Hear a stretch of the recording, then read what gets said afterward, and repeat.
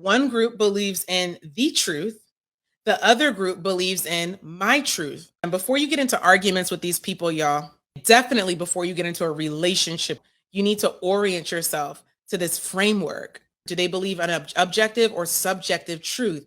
Because whichever camp they fall into is going to tell you how they solve problems and come to solutions. If you don't understand where they're coming from, you're going to have a headache dealing with a subjective, my truth person, because you're going to be trying to show them reality as it is. And they are trying to convince you that reality is what they think that it is, what they decided it is. You're showing them the world and they want you to see their world.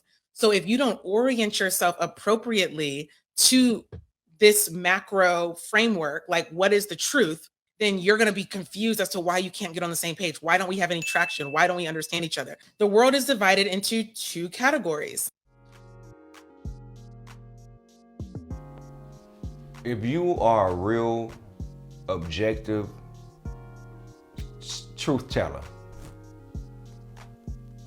most times there's nothing wrong with you. The only way how you could possibly go wrong dealing with somebody who has subjective thoughts is trying to force them to understand the actual truth. And the truth is exactly what she said. You're gonna run into a bunch of headaches. I've dealt with this crap so many times. Oh my God. I've dealt with it so many times. When you know for a fact that you're not spitting the truth based off of your feeling, you're not doing it subjectively, you're doing it objectively. And no matter what you do, what you say, you can turn blue in the face. These people will be the main ones to say, I feel. And that is the main point about being a subjective thinker. When you're subjective, everything's gonna be about how you feel. Everything's gonna be about how you feel. Well, I just feel like this, that, and the third. Well, I just feel like this. I just feel that. Man, look, your feelings matter, but it don't. Not when it comes to the actual truth. Your feelings got you feeling that whatever is burling up on the inside should be accepted by the world because of how you feel. Think about how that sounds. You can't get nowhere with them folks, man. And I'm gonna be real with you, bro. If you're in a relationship with folks like that, you're probably gonna end up bumping heads and breaking up, for real. A lot of times it takes therapy for that person to understand what they're doing. It's borderline narcissism. Now remember, I told y'all, I do not diagnose people as narcissists because I feel like in this day and age, people spend way too much time, and because they don't watch a couple YouTube videos and read a couple books, they spend too much time trying to diagnose narcissism on people. I'm just here to tell you these are the traits. These are the traits, all right?